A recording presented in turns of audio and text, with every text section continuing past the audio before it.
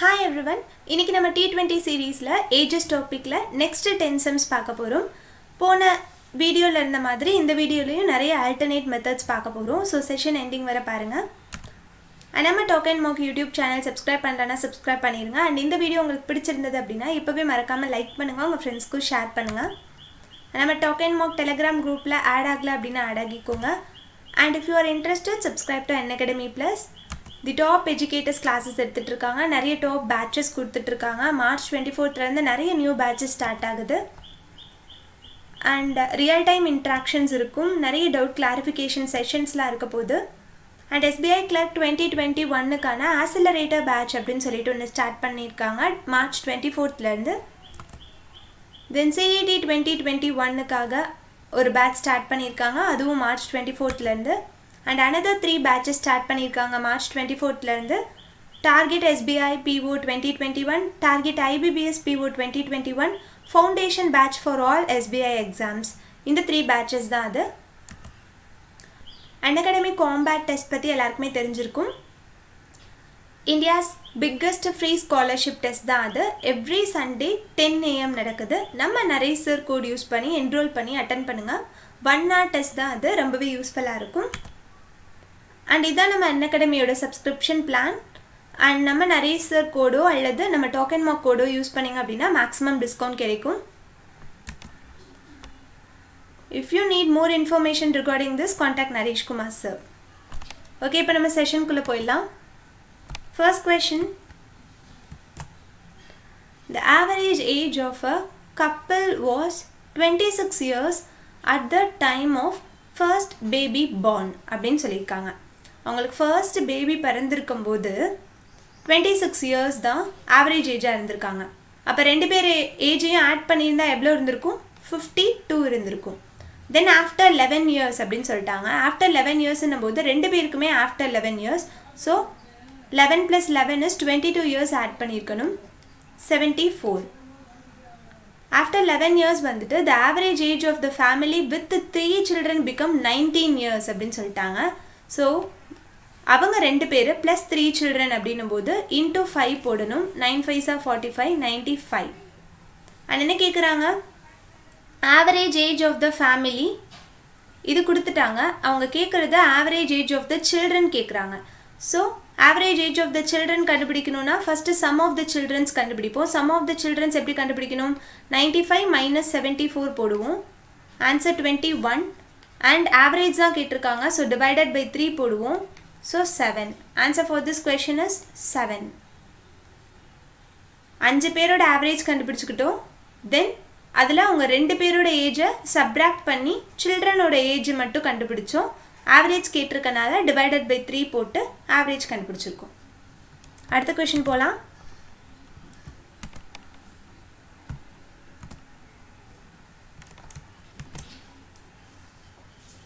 இதில் என்ன கொடுத்துருக்காங்க? If 10:13 is the ratio of present age of A and B respectively and 8:15 is the ratio between A's age 10 years ago and B's age 10 years hence, then what will be the ratio of A's age 10 years hence and B's age 10 years ago? நார்மலாக பண்ணோன்னா எப்படி பண்ணுவோம்? நம்ம A Bயோட ratio கொடுத்துட்டாங்க 10:13 அப்படின்னு சொல்லிட்டு இதை நம்ம 10x 13x அப்படின்னு சொல்லி எடுத்துப்போம். அவங்க அடுத்து என்ன சொல்லியிருக்காங்க? ஏயோட ஏஜ் 10 years ago, அப்போ 10x - 10 அண்ட் பியோட age 10 years hence, so 13x + 10 அதோட ரேஷியோ கொடுத்துருக்காங்க 8/15. இதை சால்வ் பண்ணி எக்ஸோட வேல்யூ கண்டுபிடிச்சு ஏபியோட ஏஜ் கண்டுபிடிச்சு அவங்க கேட்டிருக்கதை சால்வ் பண்ணுவோம். இது நார்மலாக பண்ணுற மெத்தட். இப்போ நம்ம எப்பயும் பண்ணுற மாதிரி ரேஷியோ மெத்தடில் பண்ணி பார்க்கலாம். AB ப்ரெசண்ட்டாக எவ்வளோ சொல்லியிருக்காங்க? 10 13. அதுக்கப்புறம் என்ன சொல்லியிருக்காங்க? ஏவோட ஏஜ் 10 years ago எவ்வளோ இருந்திருக்கு அண்ட் பியோட ஏஜ் 10 years hence எவ்வளோ இருந்திருக்கு அப்படின்னு சொல்லி கொடுத்துருக்காங்க. அது எவ்வளோ கொடுத்துருக்காங்க? 8 and 15.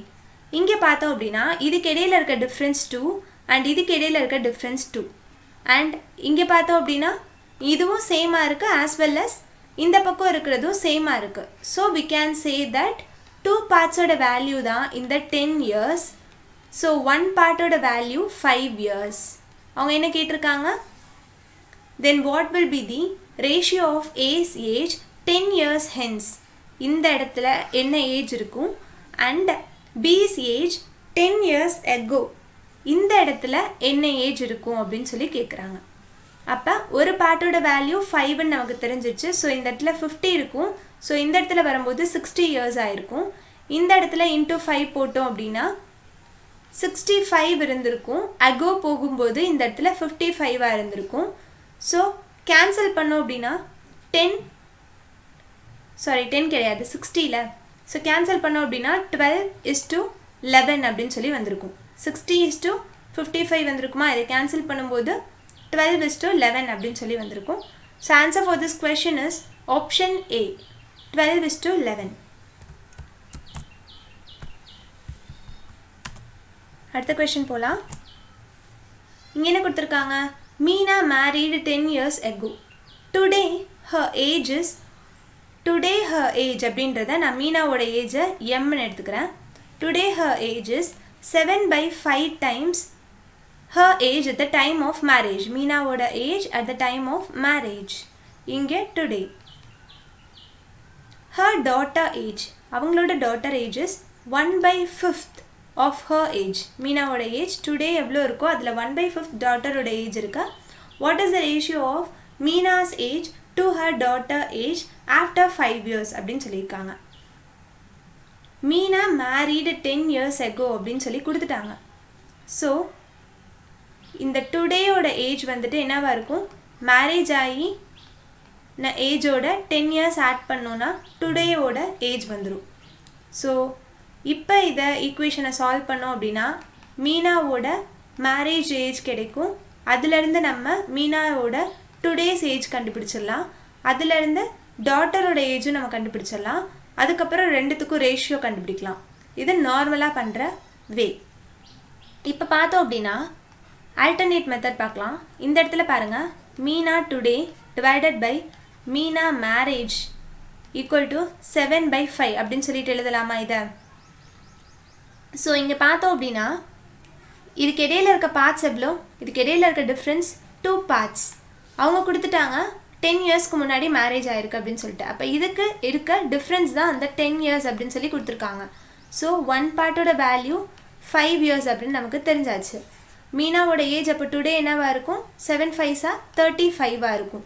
ஸோ மீனாவோட ஏஜ் டுடே 35 இருந்தால் டாட்டரோட ஏஜ் வந்துட்டு என்னவா இருந்திருக்கும்? 7 ஏஜாக இருந்திருக்கும். அவங்க கேட்குறது Meena's age to her daughter's ஏஜோட ரேஷியோ ஆஃப்டர் 5 years. அப்போ இங்கே 40 இருந்திருக்கும், இங்கே +5 போடுவோம்ல. ஸோ 40 இருந்திருக்கும், இங்கே 12 இருந்திருக்கும். கேன்சல் பண்ணோம் அப்படின்னா 4 டேபிளில் கேன்சல் பண்ணோன்னா 10:3. Answer for this question is option A 10:3.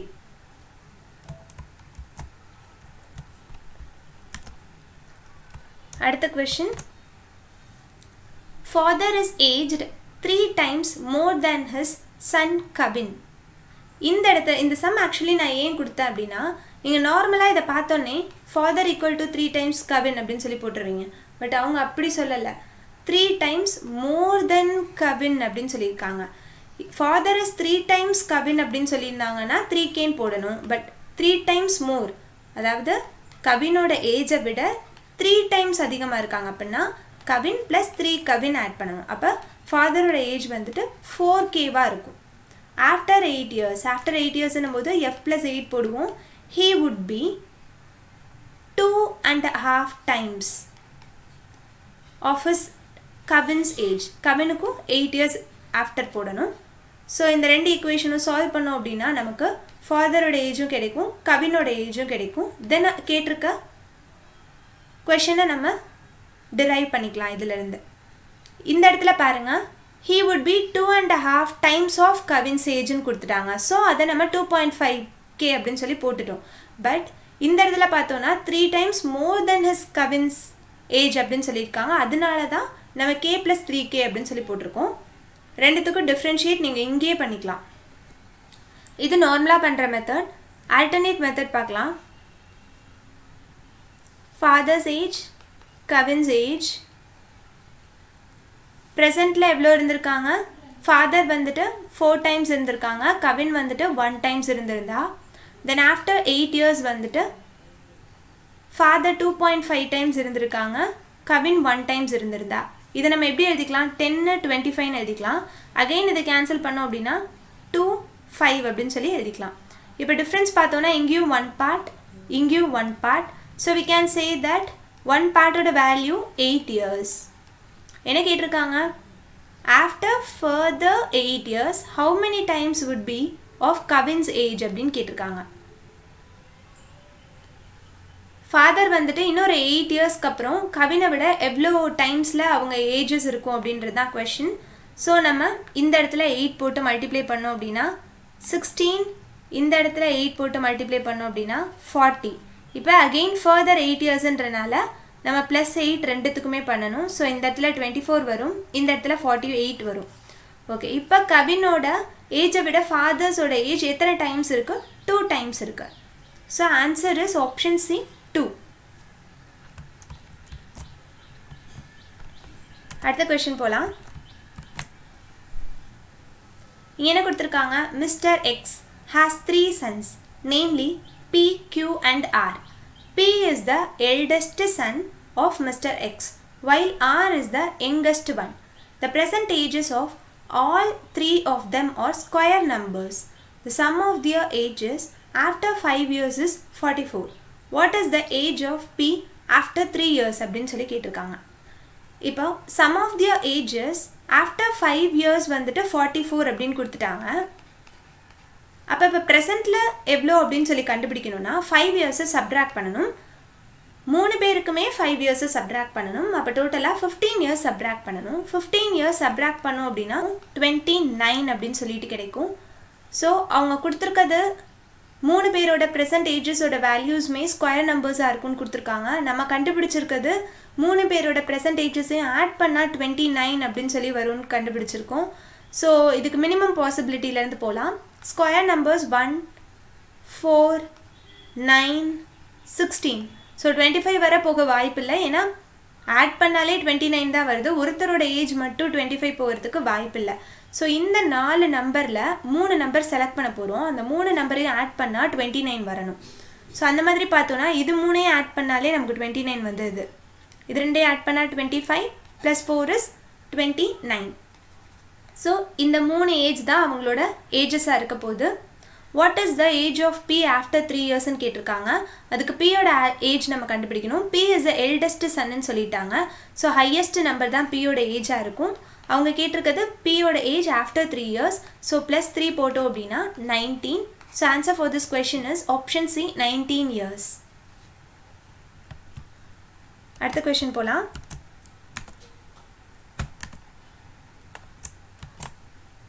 இங்கே என்ன கொடுத்துருக்காங்க? 3 years ago the average age of Ramesh family having 5 members was 17 years. Ramesh becomes father but the average age of his family is same today அப்படின்னு சொல்லிட்டாங்க. 3 வருஷத்துக்கு முன்னாடி 5 பேரோட average கொடுத்துருக்காங்க. So 3 வருஷத்துக்கு முன்னாடி 5 பேரோட ஏஜ் ஆட் பண்ணால் எவ்வளோ இருந்திருக்கும்? 85 இருந்திருக்கும். தென் 3 வருஷத்துக்கு அப்புறம் அப்படின்னும் போது 5 பேருக்குமே 3 வருஷத்துக்கு அப்புறம் ஆயிருக்கும். ஸோ 5 × 3 போட்டோம் அப்படின்னா 15 இயர்ஸ் ஆட் பண்ணணும். இதோட 3 வருஷத்துக்கு அப்புறம் 15 இயர்ஸ் ஆட் பண்ணியாச்சு.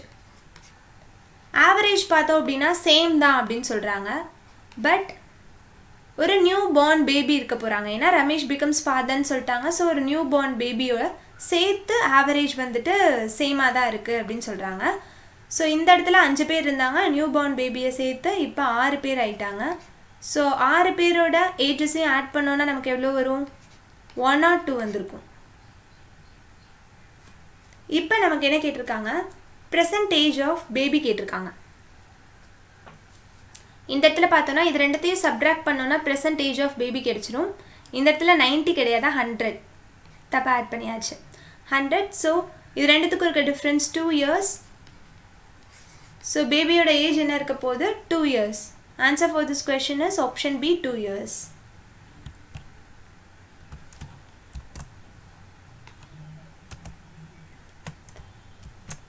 Next question பார்க்கலாம். The sum of the ages of father and son is 45 years.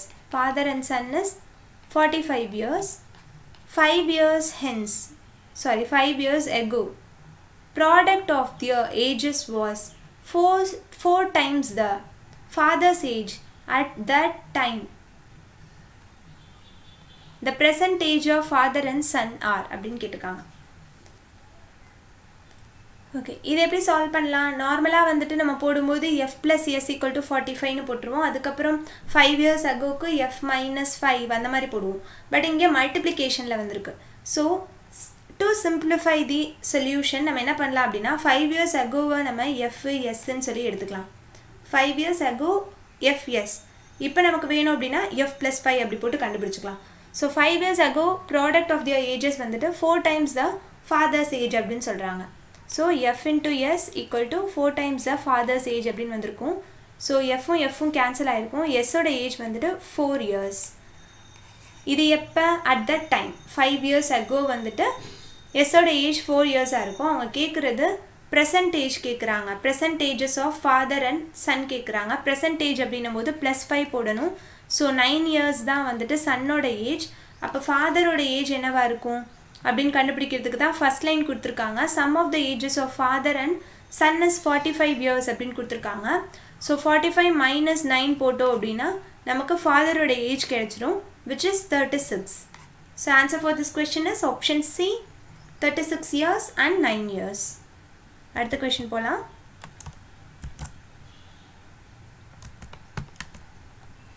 இங்கே என்ன கொடுத்துருக்காங்க? ஆக்சுவலி இந்த நம்ம ரேஷியோ மெத்தடில் போட்டு சால்வ் பண்ணுறது நிறைய பேருக்கு கொஞ்சம் கன்ஃபியூஷனாக இருக்கணும் அப்படின்றதுக்காக இந்த 2 sums வந்துட்டு வெறும் அந்த ரேஷியோ மெத்தட் மட்டும் வர்ற மாதிரி நான் சம்ஸ் எடுத்துகிட்டு வந்திருக்கேன்.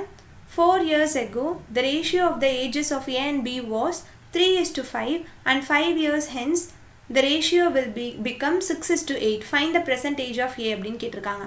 So A and B present age நான் இந்த இடத்துல வச்சுக்கிறேன். 4 years agoன்னு சொல்லியிருக்காங்க. ஸோ 4 years ago அவங்களோட ரேஷியோ எவ்வளோ கொடுத்துருக்காங்க? 3:5. அதுக்கப்புறம் 5 years hence, ஸோ +5. அவங்களோட ரேஷியோ எவ்வளோ கொடுத்துருக்காங்க? 6:8. இப்போ இங்கே பார்த்தோம் அப்படின்னா இதுக்கும் இடையில இருக்க டிஃப்ரென்ஸ் பார்க்க போகிறோம். இங்கேயும் 3 வருது, இங்கேயும் 3 வருது. So 3 parts, ரெண்டுத்துலேயுமே 3 parts. அந்த 3 partsோட வேல்யூ தான் இந்த சைடு இருக்க இயர்ஸ்க்கு ஈக்குவலாக இருக்கும்.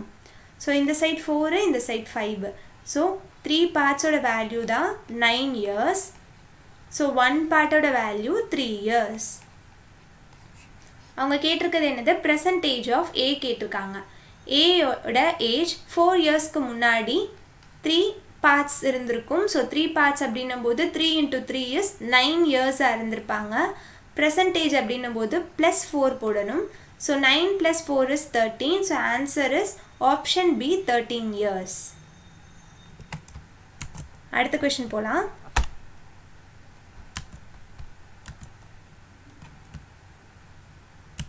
இங்கே என்ன கொடுத்துருக்காங்க? 5 years ago, the ratio of the ages of A and B are 5:7 அப்படின்னு சொல்லி கொடுத்துட்டாங்க. 5 years ago 5:7 and 10 years hence from now the ratio will be 4:5. Find the average of present age of A and B அப்படின்னு சொல்லி கொடுத்துருக்காங்க. இந்த இடத்துல பார்த்தோன்னா இந்த இடத்துல டிஃப்ரென்ஸ் 1 parts இருக்குது, இந்த இடத்துல டிஃப்ரென்ஸ் 2 parts இருக்குது. இந்த மாதிரி இருக்கிற கேஸில் இந்த பார்ட்ஸை ஈக்குவல் பண்ணணும் அப்படின்றதுக்காக இது ரெண்டுத்துக்கும் இடையில இருக்க டிஃப்ரென்ஸை நம்ம மேலே மல்டிப்ளை பண்ணுவோம், மேலே இருக்க டிஃப்ரென்ஸை கீழே மல்டிப்ளை பண்ணுவோம். இந்த இடத்துல டிஃப்ரென்ஸ் பார்த்தோன்னா 1. ஸோ 1ஆல் இந்த 5 and 7 மல்டிப்ளை பண்ணும்போது இது சேம் 5 and 7 தான் வரப்போகிறாங்க. அண்ட் இந்த இடத்துல டிஃப்ரென்ஸ் பார்த்தோன்னா 2. ஸோ அந்த 2ஆல் இந்த இடத்துல மல்டிப்ளை பண்ணுவோம். ஸோ இந்த இடத்துல 8 ஆகிடும், இந்த இடத்துல 10 ஆகிடும். இப்போ பார்த்தோம் அப்படின்னா 5 and 8க்கு இடையில இருக்க டிஃப்ரென்ஸ் 3, 10 and 7க்கு இடையில இருக்க டிஃப்ரென்ஸ் 3. ஸோ ஈக்குவல் ஆக்கியாச்சு நம்ம. ஸோ இந்த 3 parts தான் இந்த சைடு இருக்க இயர்ஸுக்கு ஈக்குவலாக இருக்க போகிறாங்க. ஸோ 3 partsோட வேல்யூ தான் இந்த 10 + 5 is 15 years. ஸோ 1 பார்ட்டோட வேல்யூ வந்துட்டு 5 yearsஆக இருப்பாங்க. அவங்க கேட்டிருக்கிறது என்னது? Average of present age of A and B கேட்டிருக்காங்க. ஸோ இந்த இடத்துல 2 பேரோட ஏஜையும் ஆட் பண்ணோம் அப்படின்னா 12 parts வரும். 12 parts அப்படின்னும்போது into 5 போட்டோம் அப்படின்னா 60. ஸோ ரெண்டு பேரோட ஏஜையும் 5 இயர்ஸ்க்கு முன்னாடி ஆட் பண்ணும்போது 60 இயர்ஸ் வந்திருக்கா. ஸோ 5 இயர்ஸுக்கு அப்புறம் ப்ரெசண்ட்டு தானே கேட்டிருக்காங்க. ஸோ +5 போடணும். ரெண்டு பேத்துக்குமே +5 போடும்போது +10 போடுவோம். +10 போட்டோம் அப்படின்னா 70 இயர்ஸ் அப்படின்னு சொல்லிட்டு வரும். அவங்க கேட்டிருக்கிறது ஆவரேஜ். ஸோ டிவைடட் பை 2 போட்டோம் அப்படின்னா 35 அப்படின்னு சொல்லி ஆன்சர் வரும். Answer for this question is option C 35. Okay, next question போகலாம். இதை ப்ராக்டிஸ் ப்ராப்ளமாக வச்சுக்கோங்க. கமெண்ட்டில் ஆன்சர் டிஸ்கஸ் பண்ணலாம். And thanks for watching.